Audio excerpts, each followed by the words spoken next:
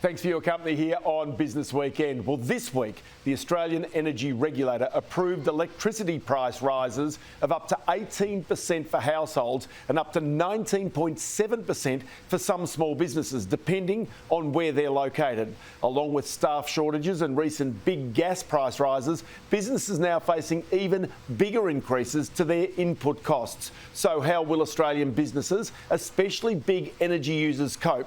Well, one high electricity using sector is metal forging. The biggest iron foundry in Australia is the Adelaide-based Intercast & Forge, which processes up to 450 tonnes of metal a day. Its products are used in Europe's high-speed rail networks, in Singapore and Bangkok's metro systems, and in freight railroads across America. Its general manager is Brett Lawrence, who is also president of the Australian Foundry Institute, and he joins me now. Brett, many thanks for your time. Can I just take you to the situation confronting your industry right now? Electricity price rises clearly are not good in a sector where so much electricity is used. No, you're right, Ross. We are a high energy user. So as a consequence, we've seen increases year on year, effectively. So the most recent change by AER is not welcome by us, obviously, as most people would be suggesting, particularly at a time, as you mentioned, of gas prices exploding. In addition, what the foundries have put up with in the last 12 months is exponential increases in raw materials, up to 100%. So another increase in the high single digits to double digits makes our businesses a lot more untenable in reality. And so what does that do for the competitiveness? Because I mentioned there some of the products that you sell overseas, and similarly other foundries around Australia would have products that they would either compete with imports here in Australia, or they'd be trying to find export markets for them. So how does that make you competitive compared with the rest of the world? It makes us extremely uncompetitive if, in particular, those other countries that we're competing against, quite often they're either in Europe, in the US or in Southeast Asia, China in particular, aren't incurring those same costs. We find that the only argument then is less margin, which sometimes means selling at absolutely no profit, which, as you'd be appreciating, isn't exactly the right way to go. But even for those that don't export, our global market and the free trade that Australia currently have been doing for the last 30 years is showing that our customers do import. So the foundries are not just competing locally, or those that export, but they're also competing against imports. So if there's a cost competitive advantage for our competitors, we struggle whether we're exporters or whether we're selling locally. OK, so then bring me back here to Australia. There's obviously what the Australian Energy Regulator has come down with this week with electricity charges, and that's not a good thing. But my understanding is also that there's another issue for the sector with network charges. Just explain why it is that the network charges that you pay are such an important element in terms of the overall price of electricity. Well, the network charges in effect are both for effectively government policy quite often, so they're renewable energy targets within there. So there's lots of acronyms, as is always the case with government. So there's LRETs and SRES and RERTs, but effectively quite a number of those costs end up being effectively tied back to renewable energy targets. So and in some cases, whether you are using any electricity or not, it is actually a fixed charge. So if you're running a business, for instance, our business, we pay something in the order of $110,000 to $115,000 a month, even if we're not using any power. When we're using power, there's other charges outside of the actual price of electricity, which again are something in the same order. So about $120,000, $130,000 for us a month, every month. And they have increased, excluding the most recent change by the AER, by 30% in the last 3 years.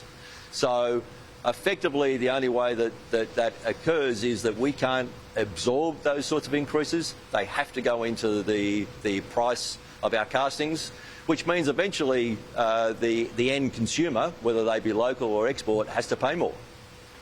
OK, so now there's something unusual about this that I learned, and that is that given the fact that it is your busiest day of the year when you draw down the most electricity, on which your network charge is based. So it's not as though, today it's lower, so you pay less, tomorrow's higher, so you pay more.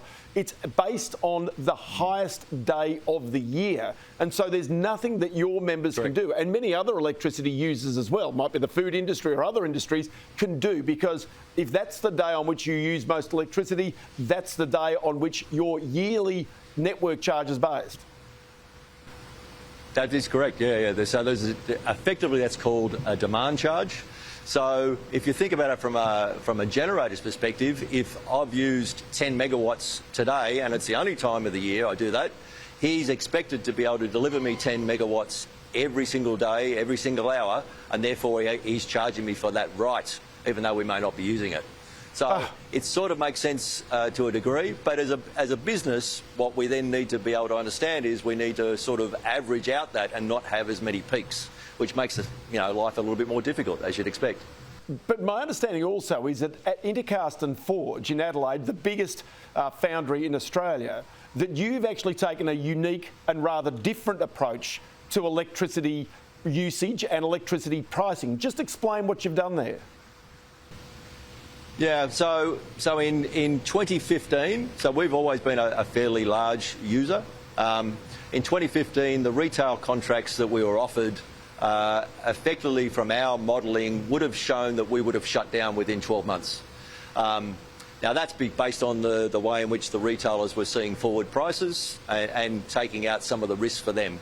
So at that point we determined that our only option was to buy wholesale, so keep the retailer out of it, and buy directly off what they call the spot price. So every 5 minutes the price changes based on what AEMO are generating, or the generators are generating for AEMO. And as such we determined that we would buy off the spot market and therefore put in controls, software controls that said once the price on the spot market, which changes every 5 minutes, goes above a certain number, so about $310, we would automatically shut off our power. And that means a bit stop-start. More often than not, certainly in the last 6 weeks that's been the case, but for most of the 5 or 6 years, more often than not we've continued to run without any great or major hassles. But it's a different way to run the business, absolutely. Totally different. So in other words, if on any given day, and as you say, in recent weeks, more rather than less, it's above that level, you simply say to the staff, either stand down, take a rostered day off, or indeed we're going to do plant maintenance during that time, because that's the only way in which you can profitably manage that business. That is exactly right, mate. So yesterday, for instance, the forecast we saw were showing pricing well and truly above $300 a megawatt. At one point in the afternoon, it hit $15,000 a megawatt. So we brought forward a roster day off, so we didn't run at all our furnaces yesterday. That meant that, effectively we stayed in business, but it means that we have to manage very carefully our customer supply, because we need to continue to supply, particularly if we're hitting a shipment that is leaving the wharf. So it becomes a bit more grey hairs to be growing out of my head, to be brutal. I'm not surprised. But that's about the only way we see. Yeah. I'm not surprised. And is it also true?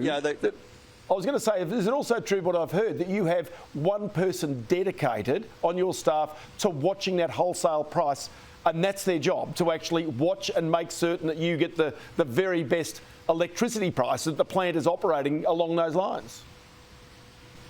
Yeah, effectively, quite often it ends up being me, but the software that we use, we would have on probably 20 different PCs around the plant. I mean, we've got a reasonable sized plant and different areas.